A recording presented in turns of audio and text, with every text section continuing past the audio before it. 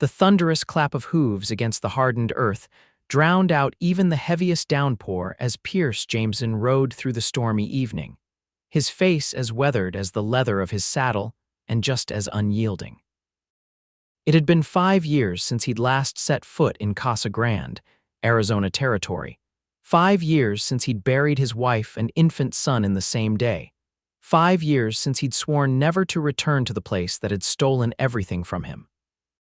Yet here he was, in 1879, riding back to the very town that haunted his nightmares, summoned by a telegram from his dying father. The rain soaked through his duster, plastering his dark hair against his forehead, but Pierce hardly noticed. The cold had seeped into his bones long ago, settling there like an unwelcome guest who'd forgotten when to leave. Lightning split the sky, illuminating the path ahead for just a moment. In that flash of brilliant white, Pierce saw her, a woman standing alone in a field beside the road, her face turned upward to the heavens, laughing. The sight was so unexpected, so at odds with the violent storm and his own dark mood, that he pulled sharply on the reins, bringing his exhausted stallion to a halt. She wore a simple dress, now soaked through, her honey-colored hair hanging in wet ropes down her back. And she was laughing, not the tentative giggle of someone caught in an unexpected shower, but the full-throated, joyous laughter of someone who had found something miraculous in the storm. For the first time in years, Pierce felt something stir within him, like embers long thought dead suddenly catching a breath of air, curiosity, perhaps, or simply bewilderment. "Madam," he called out, his voice hoarse from disuse, "are you all right?" The woman spun around, still smiling despite the rain streaming down her face. Her eyes widened slightly at the sight of him, but her smile didn't falter. "Never better," she called back, raising her voice to be heard over the storm. "Just glad to be alive," Pierce frowned. The woman didn't appear to be in her right mind. "You'll catch your death out here. Death and I are well acquainted," she replied, yet the statement held no bitterness. "He can wait his turn." Another flash of lightning illuminated her face, and Pierce was struck by how young she appeared, perhaps 25, certainly no older than 30.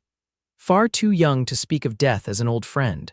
"Casa Grande's just up ahead," he said, gesturing down the road. "Let me give you a ride into town." She seemed to consider his offer, looking him over with curious eyes. "And who might you be, sir, offering rides to strange women in the rain?" "Pierce Jameson," he replied, touching the brim of his sodden hat. "Just passing through." Something flickered across her face at the mention of his name. "Recognition, perhaps. Zara Jacobs," she said after a moment. "And I don't need a ride, Mr. Jameson. My ranch is just beyond that rise." "You own a ranch?" The question came out more skeptical than he'd intended. She laughed again, though this time with a sharper edge. "Is that so difficult to believe, that a woman might own property?" "No, madam," Pierce replied quickly, "just unusual in these parts." "I inherited it," she explained, some of the defensiveness leaving her voice. "From my husband, a widow then." That explained some things, though not why she was standing in a downpour, laughing like she'd just heard the world's finest joke. "Still," Pierce said, dismounting despite his better judgment, "it's no night for anyone to be out. Let me walk you home." "Afraid I'll dissolve in the rain, Mr. Jameson?" Her eyes sparkled with amusement. "Afraid you'll catch pneumonia, more like," he countered, leading his horse toward her. "My mother always said only fools and madmen stand in thunderstorms." "Then call me a fool," she said cheerfully, "for I'm certainly not mad." Pierce wasn't entirely convinced of that, but he kept the thought to himself. As he drew closer, he noticed details he'd missed from the road, the fine lines around her eyes that spoke of both laughter and hardship, the way she carried herself with an unbowed dignity despite being soaked to the bone. "Why were you laughing?" The question escaped him before he could stop it. Zara's smile softened. "When was the last time you stood in the rain, Mr. Jameson? Really stood in it, I mean, not just hurrying through it." Pierce couldn't remember. Rain had always been something to shelter from, to endure when necessary, never to seek out. "The air smells different in a storm," she continued. "Like the world is being washed clean, and I needed that today." Her expression became briefly clouded, but the shadow passed quickly. "Besides, it's the first real rain we've had in months. My cattle were dying, my crops failing. This storm." It's salvation. Understanding dawned on Pierce. The Arizona Territory had been suffering a brutal drought. For a rancher, rain meant life. In that case, he said, I suppose you have reason to laugh. Everyone has reason to laugh, Mr. Jameson, she replied. Some just forget to look for it. The rebuke, gentle though it was, struck him like a physical blow. He had forgotten, or rather, he'd chosen to forget. Laughter, joy, hope. These were things he'd buried alongside Elizabeth and little Thomas. Thunder rumbled overhead, closer now, and Pierce's stallion stamped nervously. You should come to the ranch, Zara said, surprising him. At least until the storm passes. It's not safe on the road in this lightning. Pierce hesitated. His father was expecting him, the telegram having conveyed the urgency of his condition. But even riding hard, he wouldn't reach Casa Grande proper until well after dark. I wouldn't want to impose, he said finally. It's no imposition, Zara assured him. My father-in-law could use the company. He spends too much time alone with his books. Pierce nodded slowly. Just until the storm passes, then. Together they walked toward the rise she'd indicated, the rain gradually lessening to a steady drizzle. Pierce led his horse, acutely aware of the woman beside him. There was something about her that unsettled him, not in an unpleasant way, but in the manner of a long-forgotten melody suddenly remembered. How long has it been since you've been to Casa Grande? Zara asked as they crested the hill, revealing a modest but well-maintained ranch house below. Pierce shot her a sharp glance. What makes you think I've been here before? The way you said you were passing through, she replied with a shrug. Like you were trying to convince yourself as much as me.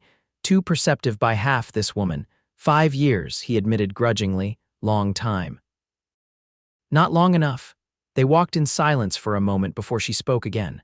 Casa Grande has changed since then. The railroad's coming through next year. There's talk of Arizona becoming a state eventually. Some things never change, Pierce muttered. Like what? People. The way they think, the way they judge. Zara gave him a sidelong look. Sounds like you left more than just the town behind. Before Pierce could respond, a figure emerged from the ranch house holding a lantern high. An older man with a shock of white hair and a bushy beard called out, Zara. Is that you, girl? It's me, Thomas, she called back. And I've brought a visitor. Thomas. The name sent a jolt through Pierce's chest. His son would have been 6 now, taking his first steps toward becoming a boy rather than a baby. Would he have had Elizabeth's gentle eyes or Pierce's stubborn chin? He would never know, Mr. Jameson. Zara's voice broke through his painful reverie. Are you coming? Pierce nodded stiffly and followed her down the slope to the ranch house, where the older man waited, eyeing him with undisguised suspicion. Thomas, this is Pierce Jameson, Zara said. Mr. Jameson, this is Thomas Jacobs, my father-in-law. Recognition flashed across the old man's face.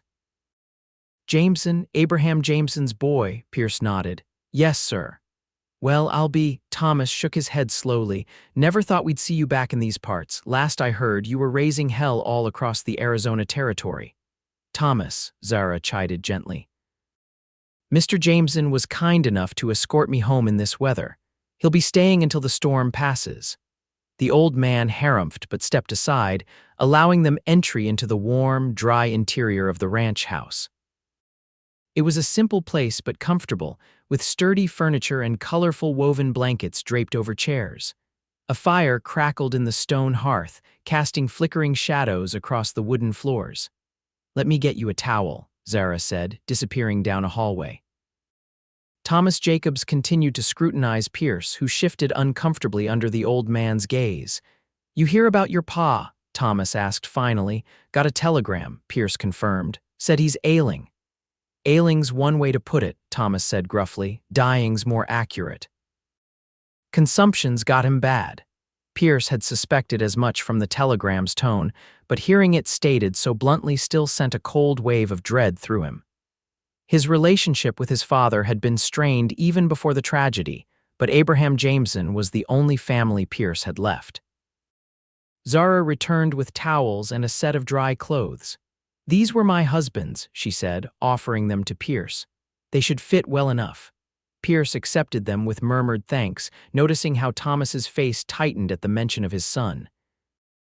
You can change in there, Zara directed, pointing to a small room off the main living area. The clothes did fit reasonably well, though the sleeves were slightly short on Pierce's frame. When he emerged, Zara had changed as well, now wearing a simple blue dress, her damp hair braided down her back. "Sit," she urged, gesturing to the table where she was laying out plates. "I made stew this morning." Pierce hesitated, but his stomach betrayed him with a loud growl. He couldn't remember the last time he'd eaten a home-cooked meal. "Thank you," he said, taking a seat across from Thomas. As Zara served the stew, Pierce observed the easy familiarity between her and her father-in-law. They moved around each other with the comfortable rhythm of people who had shared a space for years. "How long have you been widowed, Mrs. Jacobs?" Pierce asked, then immediately regretted the blunt question when both Zara and Thomas stilled. "3 years now," Zara answered after a moment. "Samuel was thrown from a horse, broke his neck." She said it matter-of-factly, without the raw edge of recent grief. "I'm sorry," Pierce said, and meant it. Zara nodded her acknowledgement. "How about you, Mr. Jameson? Thomas tells me you've been wandering. What brings you back now, besides your father's health?" Pierce concentrated on his stew, which was indeed excellent. "Nothing brings me back," he said finally. "I'm just doing what needs doing, then I'll move on." "To where?" Thomas asked. Pierce shrugged. "Wherever there's work. Been doing odd jobs, ranch hand, sometimes deputy when a town needs extra guns." "Heard you were riding with Mitch Hawkins for a spell," Thomas said, his tone making it clear what he thought of that association. Pierce's jaw tightened. "That was a mistake." "Hawkins and his boys robbed the Casa Grande bank last year," Thomas continued, addressing Zara now. "Shot the teller. Poor Johnston boy never had a chance." "I wasn't with Hawkins then," Pierce said sharply, "and I left his gang as soon as I realized what kind of man he was." "A man's known by the company he keeps," Thomas replied. "That's enough, Thomas," Zara interjected firmly. "Mr. Jameson is our guest." The old man subsided, but the damage was done. The easy atmosphere had evaporated, replaced by tense silence. Pierce ate quickly, eager to be on his way despite the continuing storm. "Your father's at Doc Sullivan's place," Thomas said eventually.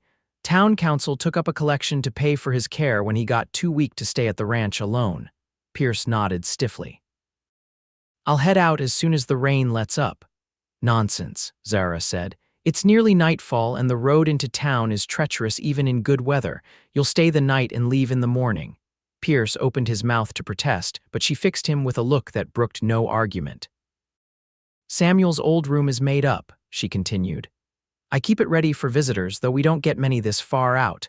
Her kindness, especially following Thomas's thinly veiled accusations, left Pierce feeling wrong-footed. "Thank you," he managed. After the meal, Thomas excused himself, citing his usual early bedtime. Once he'd gone, Pierce helped Zara clear the table despite her protests. "I've caused enough trouble," he said. "Least I can do is help with the dishes." They worked in companionable silence for a few minutes, the only sounds the clink of plates and the persistent drumming of rain on the roof. "Don't mind Thomas," Zara said eventually. "He's protective." "With good reason, it seems," Pierce replied, "if he's heard about Hawkins." Zara glanced at him. "Are those rumors true?" Pierce sighed heavily. "Some of them, probably. I did ride with Hawkins for about 2 months. Never participated in any killings, but I was there for a stage robbery. Left after that when I realized just how far Hawkins was willing to go." "Why join him in the first place?" Pierce stared out the window at the rain's slick darkness. "I was in a bad place after I left Casa Grande, drinking too much, caring too little. Hawkins offered good money and asked few questions." Zara dried the last plate and set it aside. "We all make mistakes, Mr. Jameson. The measure of a person is what they do afterward." "Some mistakes can't be undone," Pierce said quietly. "No," she agreed. "But we go on anyway. What choice do we have?" The question hung in the air between them. Pierce had asked himself the same thing countless times in the dark hours of night. What choice did he have but to keep breathing, keep moving, even when every step felt like walking through molasses? "Earlier, in the rain," he said suddenly. "You said you were glad to be alive. How do you do that?" "After losing your husband," Zara leaned against the counter, considering his question with the seriousness it deserved. "It wasn't immediate," she admitted. The first year after Samuel died, I could barely get out of bed some days. Thomas practically ran the ranch himself, though he was grieving too. She tucked a stray strand of hair behind her ear. Then one morning, I woke up and saw a cardinal on my windowsill. Samuel loved cardinals, always said they brought good luck. And I thought Samuel would have pointed that out to me if he were here. And somehow, instead of making me sad, that thought made me smile. Pierce watched her face as she spoke, the way her eyes softened with memory. That's when I realized that being alive meant I could still see cardinals and sunsets and rain clouds. I could still taste sweet berries and feel the warmth of a fire on a cold night. And Samuel couldn't. So I decided that I would experience those things doubly, once for me and once for him. Her words resonated in a place deep within Pierce, a place he'd thought long dead. He'd been so consumed by what he'd lost that he'd forgotten what remained. It's not always easy, Zara continued. Some days the grief still hits like it happened yesterday. But I try to remember that being able to feel grief means I'm alive, and being alive is a gift not everyone gets. Pierce nodded slowly, unable to articulate the tangle of emotions her words evoked. Instead, he said, "You're an unusual woman, Mrs. Jacobs." She smiled at that. "So I've been told. And please call me Zara. Mrs. Jacobs makes me feel like I should be peering over spectacles and scolding children." A smile tugged at Pierce's lips, the expression feeling foreign on his face. "Only if you call me Pierce."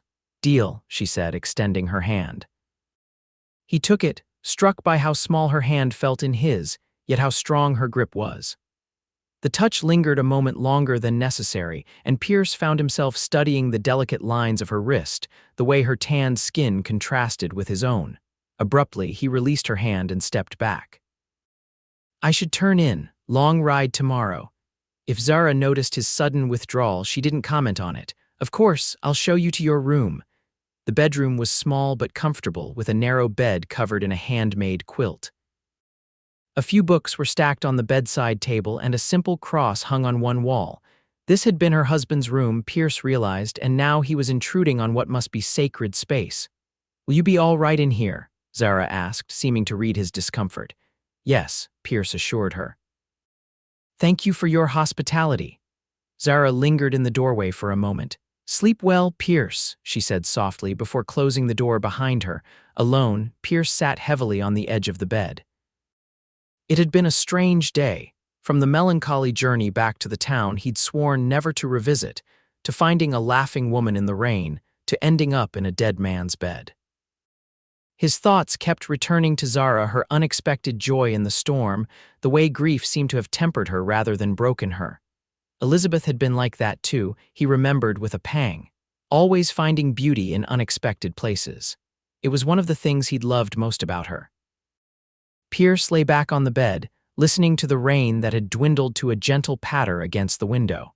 For the first time in years, he allowed himself to really remember Elizabeth, not just the tragedy of her death, but the vibrancy of her life. The way she'd sing while cooking breakfast. How she'd insisted on planting wildflowers around their small homestead, even when water was scarce. And Thomas. His son had lived just long enough to recognize Pierce, to smile toothlessly when his father entered the room. Just long enough for Pierce to love him with a fierceness that had nearly destroyed him when both wife and child were taken by childbed fever within days of each other. Grief washed over him, as fresh as it had been 5 years ago, but somehow different. Less jagged around the edges, perhaps. Or maybe he was just too tired to fight it anymore.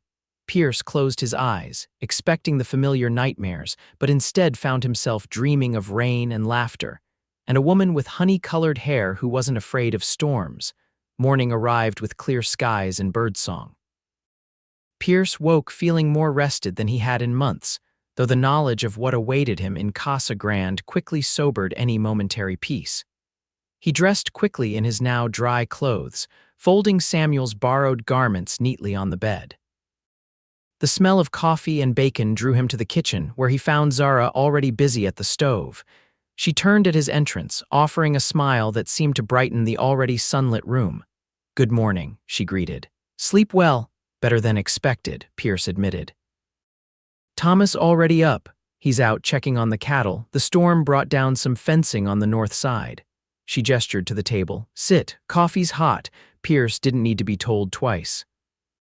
He poured himself a cup from the pot on the stove, savoring the rich, bitter aroma before taking his first sip. Good coffee, he commented.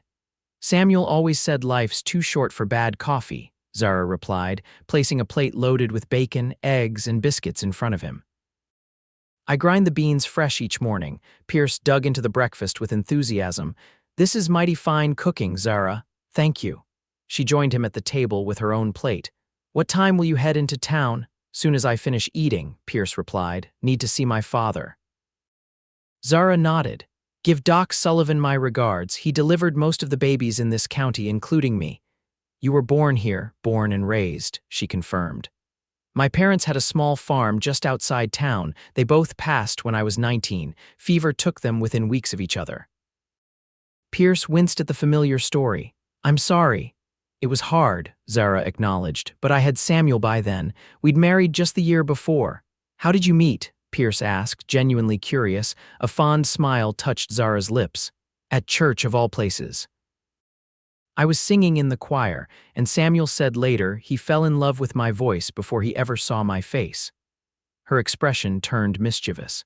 Though I suspect he was just being gallant, as I've been told my singing resembles a cat with its tail caught in a door. Pierce laughed, the sound surprising him as much as it seemed to please Zara. There, she said, pointing at him with her fork. I knew there was a person under all that scowling. Pierce sobered quickly. Don't get used to it. Too late, she replied lightly. Once you've seen someone laugh, you can't unsee it. Before Pierce could respond, the front door opened and Thomas entered, stomping mud from his boots. Morning, he grunted, heading straight for the coffee. Storm took down about 30 feet of fence line. Fixed what I could, but it'll need a proper mending. I'll help, Pierce offered, surprising himself. Both Thomas and Zara stared at him. Thought you were heading to town, Thomas said suspiciously. I am, Pierce clarified, but I can come back afterward. Help with the repairs before I move on. That's not necessary, Zara said, though her expression suggested she wasn't entirely opposed to the idea. Consider it payment for dinner and lodging, Pierce insisted. Besides, your father-in-law shouldn't be doing heavy work with his. Pierce trailed off, realizing too late he might have overstepped. Thomas's eyes narrowed. With my what? Your advanced years, Pierce finished awkwardly to his relief. Thomas barked out a laugh. Boy, I was mending fences before you were a twinkle in your daddy's eye.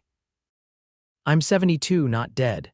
Still, Pierce persisted, an extra pair of hands wouldn't hurt. Thomas and Zara exchanged a look Pierce couldn't quite interpret. Fine, Thomas conceded. Could use the help, I suppose, but see your pa first. Man's been asking for you. Pierce nodded, a knot of apprehension forming in his stomach. He hadn't seen his father since the funeral, when harsh words had been exchanged on both sides. Abraham Jameson had never approved of Elizabeth, thinking her too delicate for frontier life.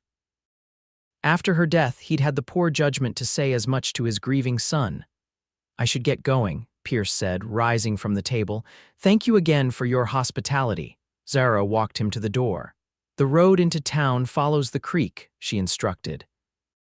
Stay on it and you can't miss Casa Grande. Pierce nodded, stepping out onto the porch. The storm had passed, leaving behind a washed, clean world. The desert seemed to glow in the morning light, droplets of water clinging to every surface, turning ordinary sagebrush and cactus into jeweled sculptures. It's beautiful, isn't it? Zara said, coming to stand beside him. This is my favorite time right after a rain. Everything smells so alive.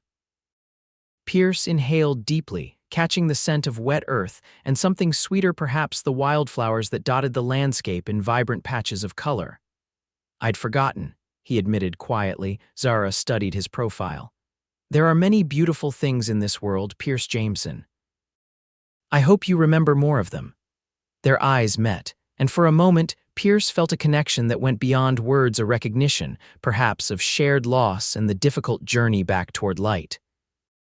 I'll see you later then, he said, breaking the moment before it became something he couldn't control. I'll hold you to that, Zara replied with a smile that followed Pierce all the way to his horse.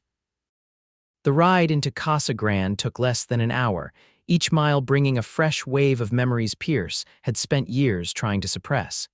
He passed the schoolhouse where Elizabeth had briefly taught before their marriage, the general store where he'd bought her a blue ribbon for her birthday, the church where they'd exchanged vows, hopeful and young and so damnably naive.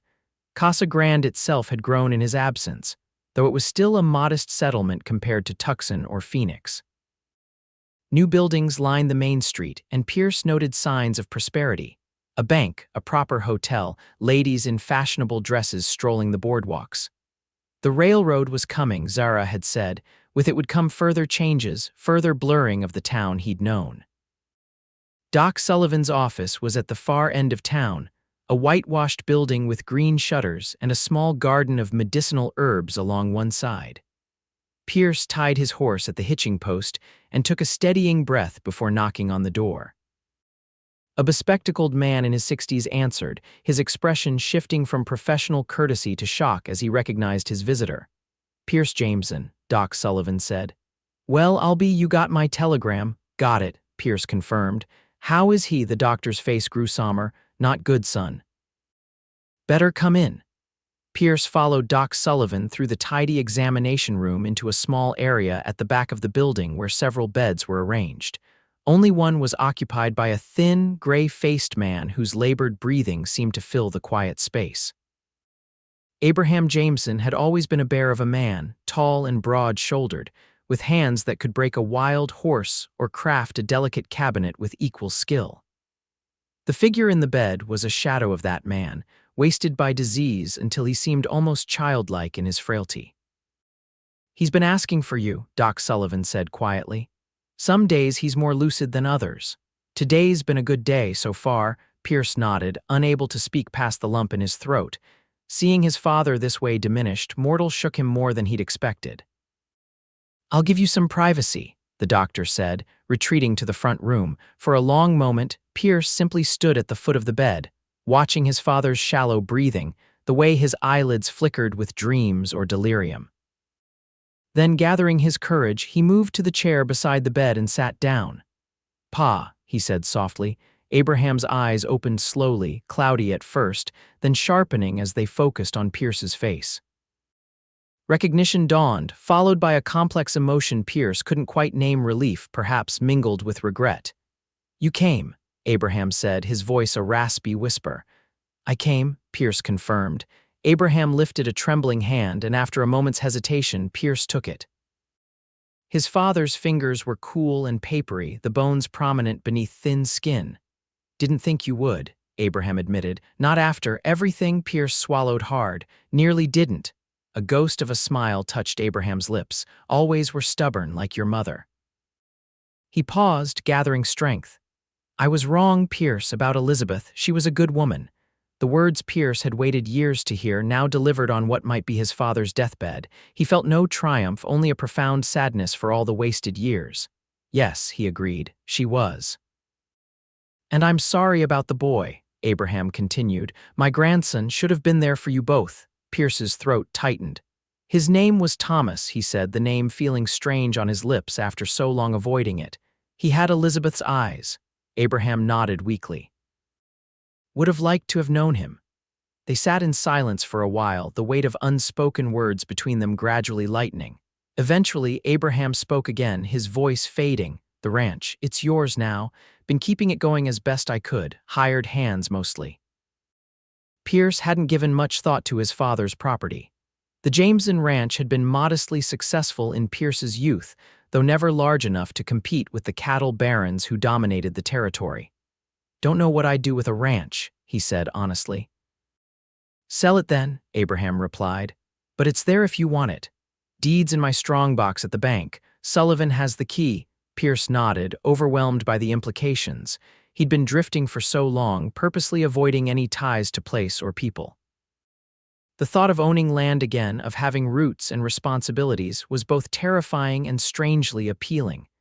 "Got something else to tell you," Abraham said, his breathing becoming more labored. "About the Jacobs place." Pierce stiffened. "What about it, that young widow, Zara?" "She's been good to me. Brings food every week, sits and reads to me sometimes. Says it's because I helped her when Samuel died, but what?" Abraham's eyes, clouded with illness, fixed on Pierce's face. Ranch is too much for her and old Thomas. They won't admit it, but it's true. Been trying to help when I could, sending over hands from our place, but with me laid up. Pierce understood what his father was asking without it being stated directly. I offered to help with some fence repairs, he said. After seeing you, relief crossed Abraham's features. Good. That's good. He squeezed Pierce's hand weakly. She's special, that one. Reminds me of your mother sometimes. Strong, but gentle too. Pierce felt a flicker of irritation at his father's transparent matchmaking, even on his sicked. I'm not staying, Pa, just passing through like I said. Abraham's expression turned knowing. We'll see. He closed his eyes, exhaustion overtaking him. Tired now. I'll let you rest, Pierce said, rising. I'll come back tomorrow. Pierce, Abraham called as his son reached the door. Don't waste any more years. Life's too short for grudges. The words followed Pierce out into the sunlight, echoing in his mind as he made his way through town. He'd planned to stock up on supplies before returning to the Jacobs ranch, but found his steps leading him instead to the small cemetery on the town's outskirts. It took him several minutes to locate the graves, though he should have remembered their exact location. A single headstone marked the resting place of both Elizabeth and Thomas Jameson, the inscription simple: beloved wife and son, gone too soon to heaven's arms. Pierce knelt beside the grave, removing his hat. The grass had grown thick over the mound, wildflowers sprouting in cheerful defiance of the summer setting. Elizabeth would have liked that, he thought. I'm sorry I stayed away so long, he said quietly. That wasn't fair to either of you. A gentle breeze stirred the wildflowers, carrying the scent of sage and distant rain. Pierce remained there for some time, not speaking, just allowing himself to be present in a way he hadn't been for years present with his grief, his memories, and the whisper of possibility that had begun to take root since meeting a woman laughing in the rain.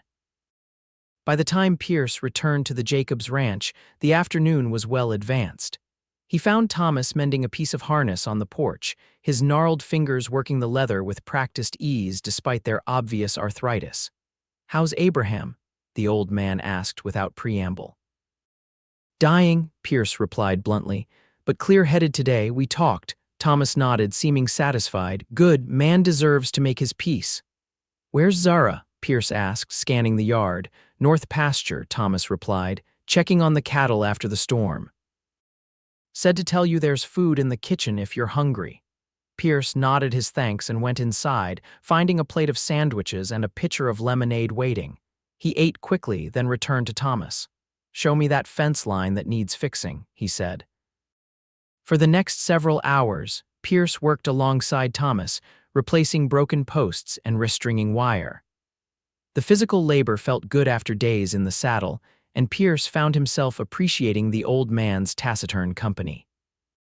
Thomas Jacobs wasn't one for idle chatter, but when he did speak, his observations were sharp and often unexpectedly humorous. Been a long time since I worked a ranch, Pierce admitted as they paused to drink from canteens. Almost forgotten how much I enjoyed it. Thomas gave him a sideways look. Different from gunslinging, I'd imagine, Pierce grimaced. I wasn't a gunslinger. No, what would you call riding with Hawkins then? A mistake, Pierce said firmly, one I've paid for. Thomas seemed to consider this, then nodded. Fair enough. Man's entitled to his mistakes, so long as he learns from them. They worked in companionable silence until the sound of hoofbeats announced Zara's return. She rode astride, Pierce noted with interest, rather than side saddle as most women would. Her hair was tied back with a simple ribbon, her face flushed from the ride. Well, she called as she dismounted gracefully, looks like you two have been busy. Your fence will hold now, Thomas declared with satisfaction. Pierce here knows his way around ranch work. Is that so? Zara approached, eyeing their handiwork. I'm impressed. How was your father, Pierce? Sick, Pierce replied honestly, but we had a good talk. Sympathy softened Zara's expression. I'm glad. Abraham is a good man under all that gruffness. Pierce nodded, uncomfortable with the direction of the conversation. We should finish before we lose the light, he said, turning back to the fence. They completed the repairs as the sun began its descent, painting the desert in gold and crimson. By the time they returned to the house, Pierce was physically exhausted but mentally more at peace than he'd been in years. There was something about honest work, about creating rather than destroying, that settled his restless spirit. Dinner was a more relaxed affair than the previous night's meal. Thomas seemed to have accepted Pierce's presence, if not entirely warmed to him, and the conversation flowed more easily. Pierce found himself sharing stories of his travels across the territory, carefully edited to omit the darker chapters. Ever been to San Francisco? Zara asked as they lingered over coffee. Pierce shook his head. Never made it that far west. You? No, but I've always wanted to see the ocean, she admitted. Samuel promised to take me someday. A shadow crossed her face, quickly banished. Maybe I'll still go when Thomas and I get the ranch on more solid footing. You should, Pierce agreed. It's good to have something to look forward to. Zara studied him over the rim of her cup. What do you look forward to, Pierce Jameson? The question caught him off guard. For years, he'd lived day to day, horizon to horizon, never allowing himself to consider a future beyond the next job, the next town. I don't know, he admitted finally. Haven't thought that far ahead in a long time. Might be time to start, Thomas commented, rising from the table with a barely concealed wince. His arthritis was clearly bothering him after the day's labor. I'm turning in, don't stay up all night jawing. After Thomas retired, Pierce helped Zara clear the table once again. They worked side by side at the washbasin, their shoulders occasionally brushing in the small space. Each brief contact sent an inexplicable warmth through Pierce, a sensation both pleasant and unsettling. You don't have to do this, Zara said as he dried the last plate. You're a guest. Not much of one if I don't earn my keep, Pierce replied. Besides, my mother would haunt me if I let a woman clear up alone when I've got two good hands. Zara smiled, seemingly pleased by his manners. Your mother raised you well, then. She tried, Pierce agreed, memories of his gentle, determined mother surfacing. Catherine Jameson had died when Pierce was 15, but her influence had shaped him more than his father's ever had. She would have liked you. The words slipped out before he could stop them, surprising them both. Zara looked up at him, her eyes reflecting the lamplight. Would she? Pierce nodded, suddenly aware of how close they were standing, of the clean, subtle scent of lavender that clung to Zara's hair.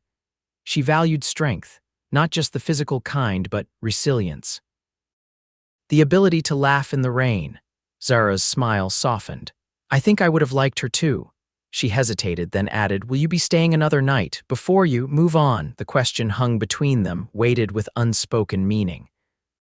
Pierce knew he should decline, should complete his business with his father and continue his solitary journey. Staying meant complication, connection, the possibility of pain, yet he found himself saying, If you'll have me. We'll have you, Zara confirmed, her voice steady though her eyes betrayed a hint of uncertainty. For as long as you want to stay. The implications of her words weren't lost on Pierce. He stepped back, needing distance from the moment before he did something foolish, like brush the stray strand of honey-colored hair from her cheek.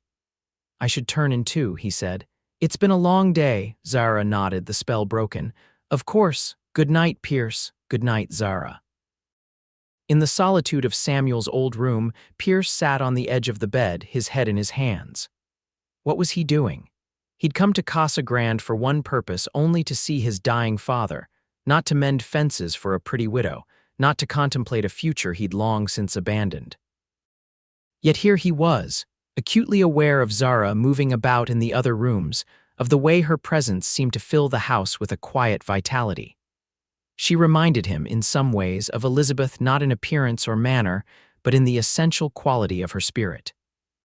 Both women possessed a luminous quality, an ability to find joy in simple things that Pierce had always both admired and slightly envied. But where Elizabeth had been delicate, almost ethereal, Zara was firmly grounded. Her hands were calloused from ranch work, her skin tanned by the Arizona sun. She carried her grief differently too, not as a crushing weight, but as something integrated into the fabric of her being, a shadow that sometimes fell across her path, but never obscured it entirely. Pierce stretched out on the bed, staring at the ceiling.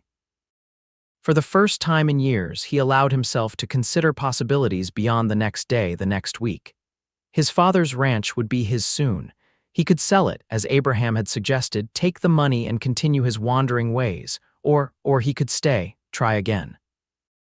Build something instead of running from the ruins of what he'd lost. The thought was terrifying. And strangely exhilarating.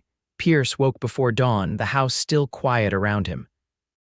He dressed quickly and slipped outside, where the eastern sky was just beginning to lighten, a pale gray line against the deep blue of night.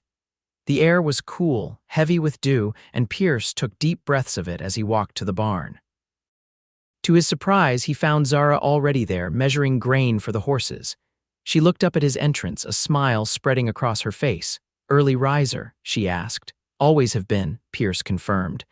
"Mind if I help?" Together, they completed the morning chores in companionable silence. Pierce found himself watching Zara when she wasn't looking, the efficient movement of her hands, the quiet determination with which she approached each task. When she paused to check on a mare with a new foal, her face softened with such genuine delight that Pierce felt something shift inside him, like ice breaking up after a long winter. "She's beautiful," he commented, coming to stand beside Zara at the stall door. The foal, spindly-legged and curious, peeked out from behind its mother. "Isn't she?" Zara's voice was warm with pride. "Born just last week. I was worried about the mare, she's getting on in years, but they're both doing well." Pierce reached out tentatively, letting the foal sniff his hand. The soft muzzle tickled his palm, bringing an involuntary smile to his face. "You have a way with horses," Zara observed. "They can sense kindness." Pierce withdrew his hand, uncomfortable with the compliment. "My father bred horses before switching to cattle. I grew up around them." Zara nodded, accepting his deflection. "I should start breakfast. Thomas will be up soon, and he gets cantankerous when he's hungry." As they walked back to the house, the eastern sky now streaked with pink and gold, Pierce found himself saying, "I'll be staying in Casa Grande for a while. At least until my father." He trailed off, unable to finish the thought. Zara glanced at him. "I'm glad," she said simply. "For your father's sake and, well, I'm just glad." The rest of the day passed in a similar pattern of shared work and cautious conversation. Pierce rode into town mid-morning to visit his father again, finding Abraham asleep but peaceful. Doc Sullivan assured him that his father was comfortable, that the medication was managing his pain effectively. Pierce sat with him for an hour, watching the rise and fall of his chest before returning to the Jacobs ranch. The days that followed established a routine. Pierce would help with morning chores, visit his father, then return to assist with whatever work needed doing around the ranch. Sometimes he worked with Thomas, learning the particular challenges of the Jacobs property. Other times he worked alongside Zara, impressed by her knowledge and determination. In the evenings, they would sit on the porch after dinner, watching the desert sunset paint the sky in impossible colors. Thomas would sometimes join them, but more often retired early, leaving Pierce and Zara alone with the gathering night and their slowly unfurling conversation. Pierce found himself telling her things he'd never spoken of to anyone about Elizabeth, about the devastating loss of his son, about the years of aimless wandering that had followed. Zara listened without judgment, occasionally sharing her own experiences of loss and recovery. "The hardest part," Pierce admitted one evening, "was that I couldn't protect them. A man is supposed to protect his family, and I failed." "Childbed fever isn't something you can fight with a gun or fists," Zara pointed out gently. "Some enemies can't be seen." "I know that," Pierce said, frustration edging his voice. "Logically, I know that, but it doesn't change how I felt, how I still feel sometimes." Zara was quiet for a moment, considering. "When Samuel died, I blamed myself for a long time," she said finally. "I was the one who suggested he check the north pasture that day. If I hadn't, he might have taken a different route, might not have tried to jump that ravine." She shook her head. "But eventually I realized that blame doesn't bring anyone back. It just keeps us from living." Pierce studied her profile in the fading light. "How did you do it?" "Move forward, one day at a time," she replied simply. "Some days I'd manage a step forward, other days 2 steps back, but I kept trying." She turned to face him, her expression earnest. "That's all any of us can do, Pierce. Keep trying." In that moment, with the desert sky deepening to indigo above them and Zara's steadfast presence beside him, Pierce felt something he hadn't experienced in years: hope. Not the desperate, clutching hope of a drowning man, but something quieter and more sustainable, like the first green shoot breaking through soil after a long drought. He reached out, hesitantly covering her hand with his own. "Thank you," he said, the words inadequate for what he was feeling. Zara turned her hand, intertwining her fingers with his. "For what?" "For laughing in the rain," Pierce said softly. "For reminding me what that looks like." They sat like that, hands joined, until the first stars appeared in the velvet darkness above. The next morning, Pierce woke to the sound of voices raised in argument. He dressed quickly and followed the sound to the kitchen, where Zara and Thomas were facing off across the table. "We can't afford it, and that's final," Thomas was saying, his face flushed with anger. "We can't afford not to," Zara countered. "If we don't repair the irrigation system before summer, we'll lose half the crops. You know I'm right, Thomas." "What we need costs money we don't have," Thomas insisted, "unless you're planning to pull it out of thin air." Pierce cleared his throat, alerting them to his presence. Both turned to look at him, Zara with obvious embarrassment, Thomas with lingering irritation. "Sorry to interrupt," Pierce said. "Everything all right?" "Fine," Zara said quickly. At the same time, Thomas growled, "No." "The irrigation channels need repair," Zara explained after a moment. "But the parts and labor will cost more than we have on hand. Thomas thinks we should wait until after harvest, but by then it'll be too late," Pierce finished, understanding the dilemma. "How much do you need?" Zara named a sum that made Pierce wince inwardly. It wasn't an enormous amount, but for a small ranch struggling to stay afloat, it might as well have been a fortune. "I have some money saved," Pierce offered after a moment's consideration. "From odd jobs, I could loan it to you." "Absolutely not," Thomas said firmly. "We don't take charity." "It's not charity," Pierce countered. "It's a loan with interest if you'd prefer." Zara and Thomas exchanged a look, having one of those silent conversations that only people who have lived together for years can manage. "We'll think about it," Zara said finally. "Thank you, Pierce." The subject wasn't raised again that day, but Pierce could sense the tension underlying their interactions. He found himself thinking about the problem as he rode into town to visit his father, who was having one of his better days. "You look troubled, son," Abraham observed from his bed. Pierce hesitated, then found himself explaining the situation at the Jacobs ranch. His father listened thoughtfully, his gaunt face serious. "Proud people, the Jacobses," Abraham said when Pierce had finished. "Samuel was the same way. Never would accept help even when he needed it." "Zara seems more practical," Pierce commented. "She is," Abraham agreed, "but she respects Thomas too much to override him entirely." He coughed, the sound rattling in his chest. "There might be another way, though." "What's that?" Abraham's eyes took on a calculating gleam that Pierce remembered well from his childhood. The ranch adjoining the Jacobs property, the old Miller place, been abandoned since Henry Miller died last year. His widow moved back east. Land's fertile, has good water access. Would complement the Jacobs place nicely. Pierce frowned, not following his father's train of thought. "What are you suggesting?" "I'm suggesting," Abraham said with exaggerated patience, "that you could buy the Miller property as a sound investment. Then perhaps work out an arrangement with the Jacobses. Shared water rights, for instance." Pierce stared at his father. "That's actually not a bad idea."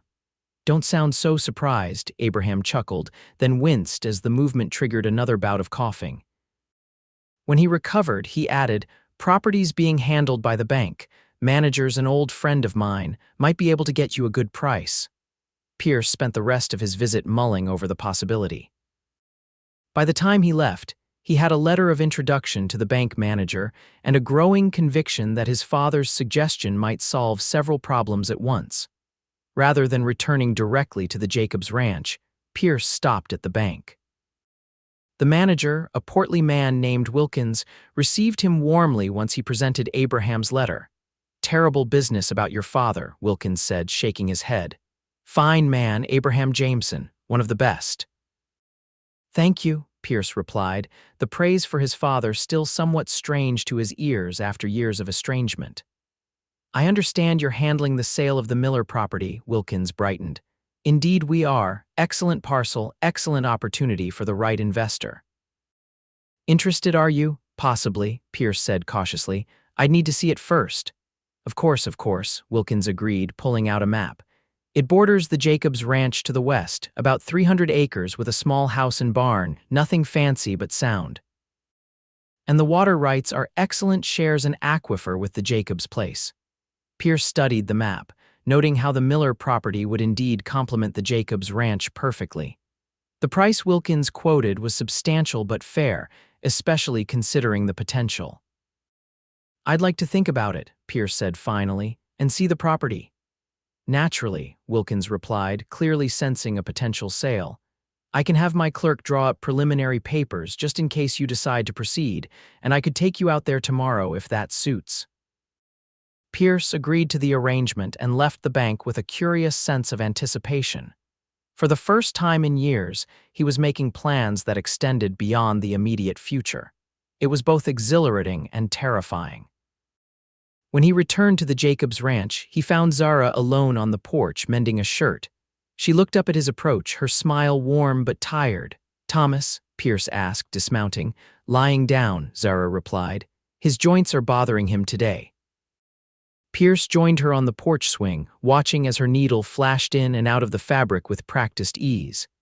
"Have you thought any more about my offer?" he asked. Zara sighed, setting her mending aside. "Thomas is adamant, says we can make do without repairs until after harvest." "And what do you think?" "I think he's being stubborn and short-sighted," Zara admitted. "But I understand his pride. It's been just the two of us for so long, making our own way. It's hard to accept help even when you need it." Pierce nodded, understanding all too well. "What if there was another option? One that wouldn't feel like charity?" Zara looked at him curiously. "What did you have in mind?" Pierce explained his father's suggestion about the Miller property, watching her face carefully as he outlined the potential arrangement for shared water resources. "You'd buy the Miller ranch?" Zara asked when he'd finished. "But why? You said yourself you don't know what you'd do with your father's property, let alone more land."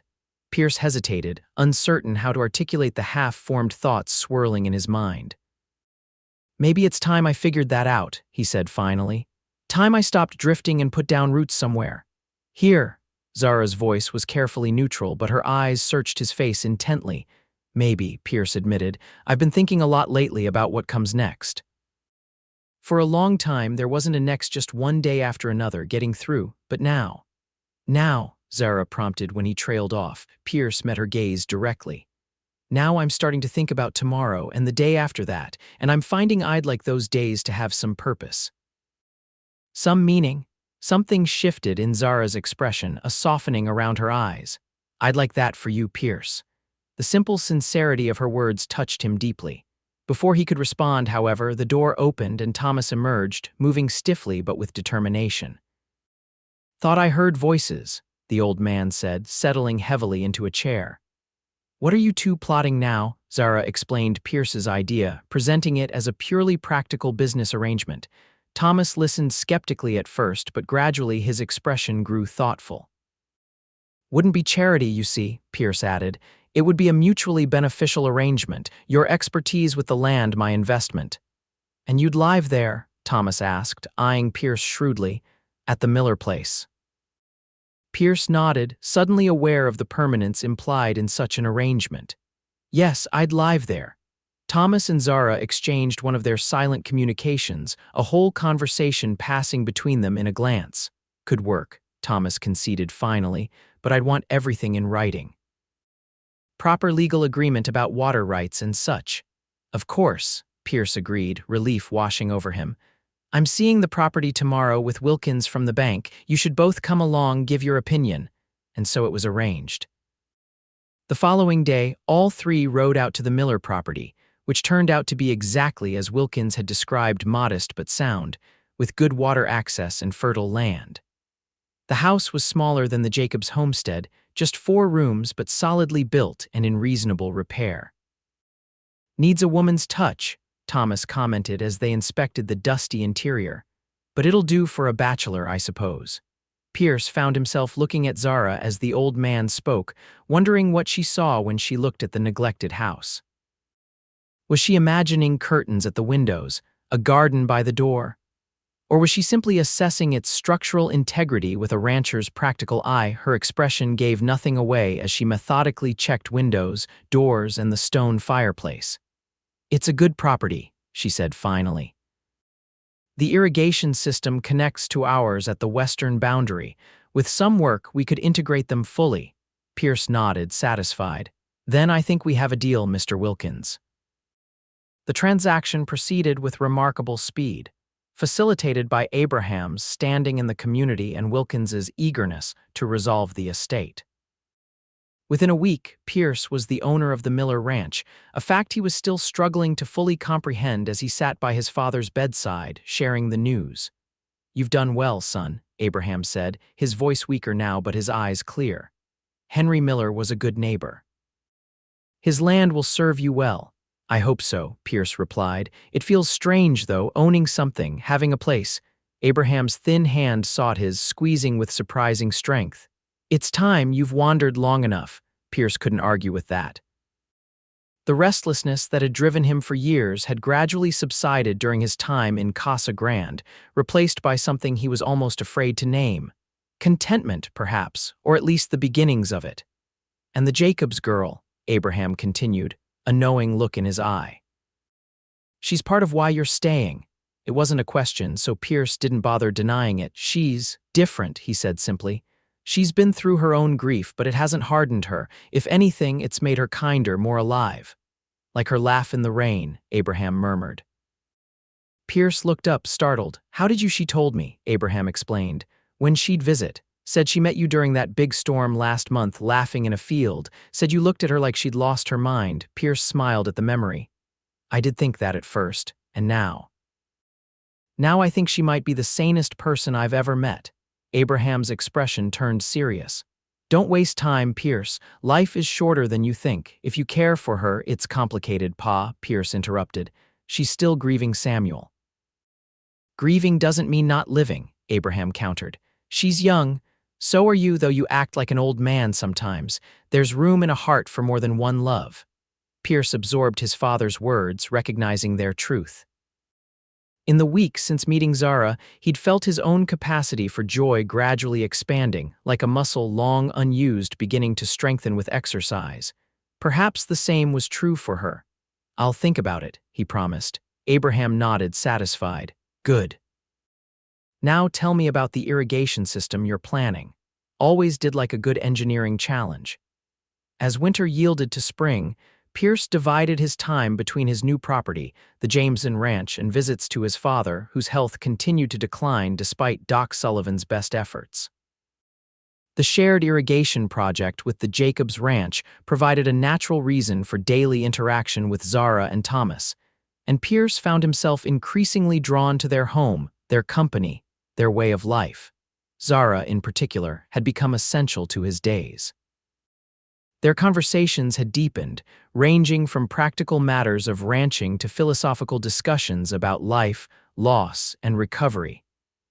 Pierce found himself sharing thoughts he'd never articulated to anyone, not even Elizabeth. In turn, Zara revealed her own struggles and triumphs, her fears and hopes. One evening in late March, as they sat on the Jacobs' porch watching a spectacular sunset, Zara mentioned her upcoming birthday. 26, she said with a mock sigh. "Practically an old maid," Pierce chuckled. "Hardly. Though I suppose by frontier standards you should have a dozen children by now." "At least," Zara agreed with a smile. "Samuel and I wanted children." Her expression grew wistful. "We tried, but it never happened. After he died, I thought perhaps it was for the best. No child should grow up without a father." Pierce thought of his own son, who hadn't had the chance to grow up at all. "Children can survive all sorts of things," he said quietly. "They're remarkably resilient." Zara studied him thoughtfully. "You would have been a good father, Pierce." The words touched a place deep within him, a wound that had never fully healed. "I'd like to think so," he managed. "What will you do for your birthday?" he asked, changing the subject before emotion overwhelmed him. Zara shrugged. "Nothing special. Thomas will make his famous biscuits for breakfast. It's our tradition." "You should do more than that," Pierce insisted. 26 is worth celebrating. An idea began to form in his mind a way to mark Zara's birthday that would be meaningful without being overly forward. It would require some planning and the cooperation of several people, but Pierce felt suddenly energized by the project. Over the next week, Pierce made discreet inquiries around town and secret arrangements with Thomas, who proved surprisingly supportive once he understood what Pierce had in mind.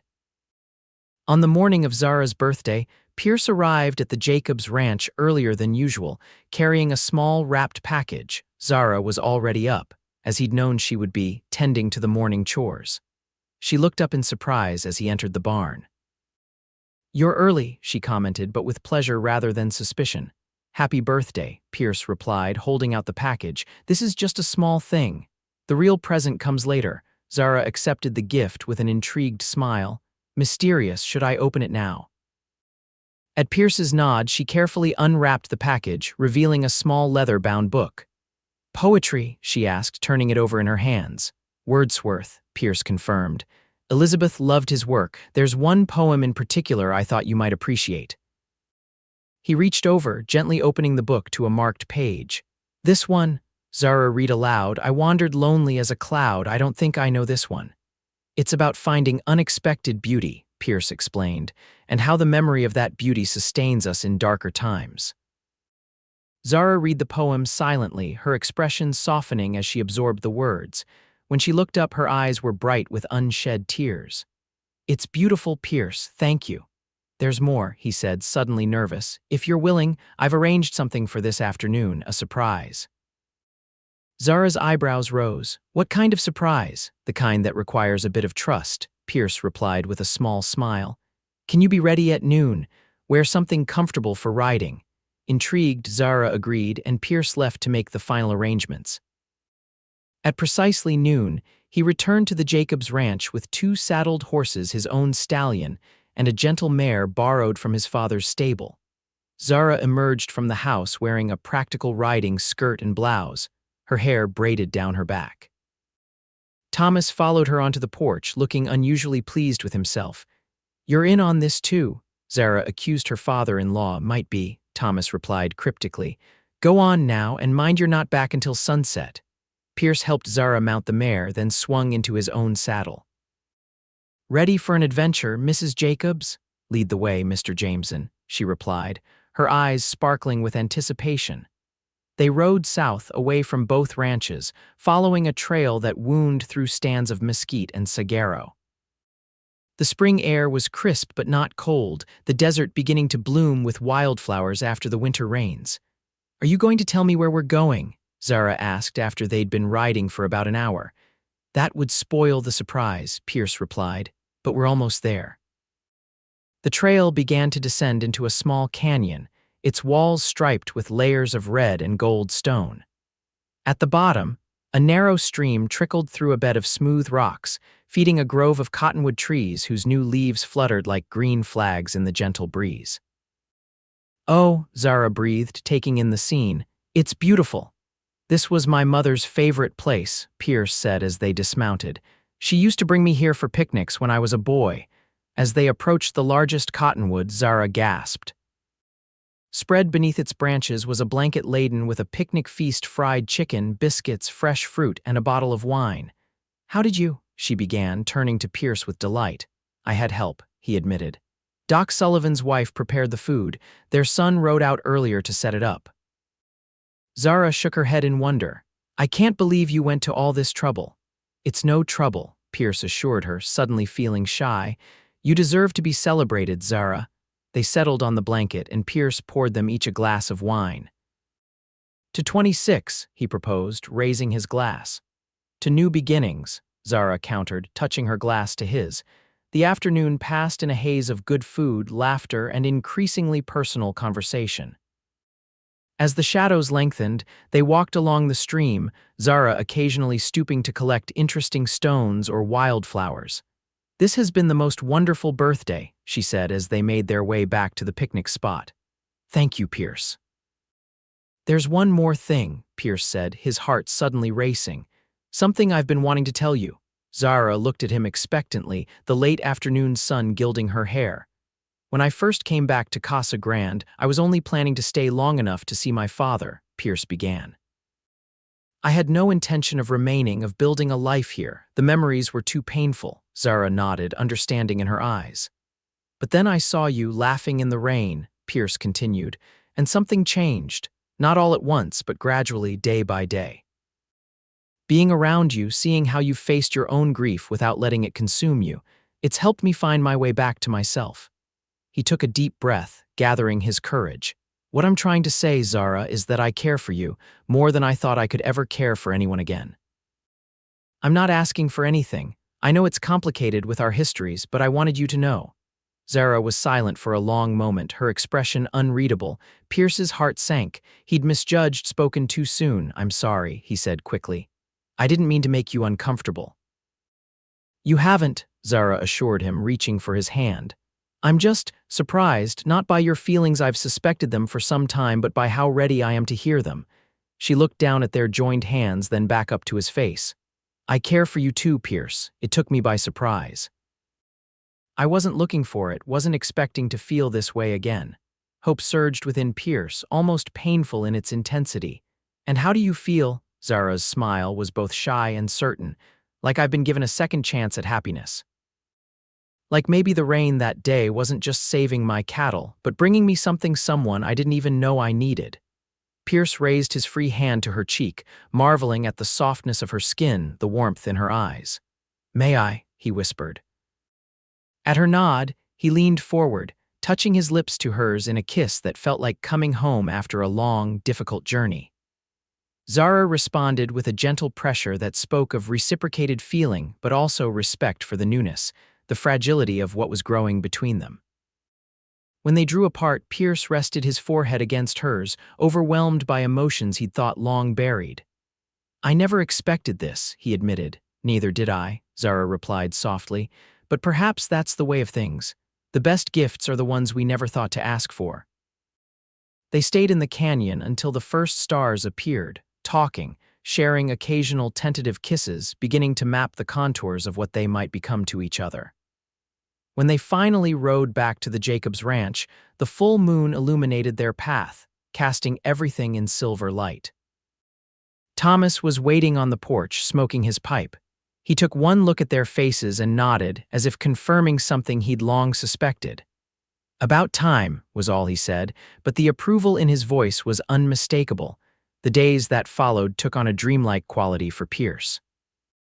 He divided his time between establishing his new ranch, visiting his increasingly frail father, and courting Zara with a deliberateness that surprised even himself. Each morning brought new purpose, each evening new contentment as they slowly, carefully built something between them that honored their pasts while creating space for a shared future. Abraham Jameson passed away peacefully in early May, with Pierce at his bedside. Though the loss was painful, it lacked the devastating quality of his previous grief. Perhaps because he and his father had found reconciliation in those final weeks, or perhaps because Pierce was no longer alone in his sorrow. Zara and Thomas stood beside him at the funeral, their presence a silent affirmation that life continued, that love remained possible even after devastating loss. As spring yielded to the heat of summer, the integrated irrigation system Pierce had designed proved its worth, providing reliable water to both ranches despite the seasonal drought. The success of the project cemented the partnership between Pierce and the Jacobses, transforming it from a theoretical arrangement into a practical reality that benefited them all. One evening in late July, as they sat together on the porch of what was now undeniably Pierce's home, Zara brought up a subject they'd been circling for weeks. Thomas is getting worse, she said, worry evident in her voice. His arthritis, I mean. Doc Sullivan says there's not much to be done except manage the pain. Pierce nodded. He'd noticed the old man's increasing difficulty with physical tasks, though Thomas stubbornly refused to acknowledge any limitations. He won't admit it, Zara continued, but running the ranch is becoming too much for him. For us, really, I've been thinking. What? Pierce prompted when she hesitated. Zara took a deep breath. What if we combined our operations more formally, not just the irrigation system, but everything? One ranch with shared responsibilities. She glanced at him uncertainly. It would mean spending more time together, living together eventually. Pierce stilled, hardly daring to believe what she seemed to be suggesting. Are you proposing to me, Zara Jacobs? A blush rose to her cheeks, but her gaze remained steady. I suppose I am, in a roundabout way. Is that terribly forward of me? Pierce laughed, the sound full and genuine. No more forward than a woman laughing in the rain, he said, taking her hands in his. I love you, Zara. I've been trying to find the right moment, the right words to tell you that, to ask you to be my wife. And now I've stolen your moment, Zara said, a teasing light in her eyes. You've improved it, Pierce corrected, drawing her closer, as you've improved everything since I met you. Their kiss was deeper this time, filled with promise and a passion that had been building steadily between them. When they finally drew apart, both breathless, Pierce asked, Is that a yes, then? Yes, Zara confirmed, her smile radiant. Though we should probably discuss the practical details with Thomas. Pierce laughed again. Always the practical rancher, but you're right, we'll talk to him together. Thomas, as it turned out, had already guessed the direction of their relationship and had his own opinions about the proposed merger of the ranches. About time you two figured it out, he grumbled, though his eyes betrayed his pleasure. Been watching you dance around each other for months. The wedding took place in September, a small ceremony in the Casa Grande church where Zara had once sung in the choir. Doc Sullivan stood as Pierce's best man while Thomas proudly gave the bride away. The entire town turned out for the celebration afterward, many expressing surprise and delight at Pierce Jameson's transformation from bitter drifter to respected rancher and husband. As husband and wife, Pierce and Zara established a rhythm that honored both their independent natures and their deepening connection. They maintained both houses, initially the Jameson homestead serving as their primary residence, while the Jacobs ranch continued to be Thomas's domain, though he joined them for most meals and frequently stayed overnight when his arthritis was particularly troublesome. Their first Christmas as a married couple brought an unexpected gift, the news that Zara was expecting a child in the summer. The joy that filled Pierce at this announcement was tempered by a renewed fear of loss, of history repeating itself in the cruelest way. What if something happens? He asked Zara late one night, his hand resting protectively on her still flat stomach. What if I can't protect you both? Zara covered his hand with her own. We can't live in fear, Pierce. Whatever comes, we'll face it together, but I believe this child is a gift, a new beginning for both of us. As Zara's pregnancy progressed, Pierce threw himself into preparations enlarging their house, building a nursery, ensuring that the best midwife in the territory would be available when the time came. Thomas, rejuvenated by the prospect of a grandchild, carved a beautiful cradle from mesquite wood, polishing it to a warm glow. The summer of 1880 brought both drought and blessed rain to Casa Grande. On a sweltering July evening, with thunder rumbling in the distance and the first heavy drops beginning to fall, Zara went into labor. Pierce paced the porch as the midwife and Doc Sullivan attended his wife, the sounds of her pain tearing at his heart. Thomas joined him, offering wordless companionship and occasional sips from a flask of whiskey. She's strong, the old man said as the hours stretched on. Stronger than you or me, she'll come through this. Pierce wanted desperately to believe him, but fear had him in its grip, memories of Elizabeth's suffering threatening to overwhelm his fragile hope. When a particularly sharp cry came from within the house, he lurched toward the door, only to be restrained by Thomas's surprisingly strong hand. Let them work, Thomas advised. Ain't nothing you can do in there but get in the way. So Pierce continued his vigil, listening to the rain that had become a steady downpour, praying to a God he'd long since stopped believing in for the safety of his wife and unborn child. Just as dawn was breaking, the rain ceased, and a different sound split the morning air, the lusty cry of a newborn. Pierce froze, hardly daring to breathe until the door opened and Doc Sullivan appeared, his face weary but wreathed in a smile.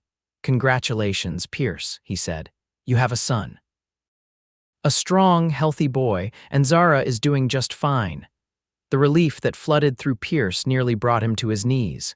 "Can I see them?" he asked, his voice hoarse with emotion. Doc Sullivan stepped aside, allowing Pierce to enter the bedroom where the midwife was just finishing tending to Zara. She looked exhausted but radiant, cradling a small bundle against her chest. "Come meet your son," she said, her voice soft with wonder.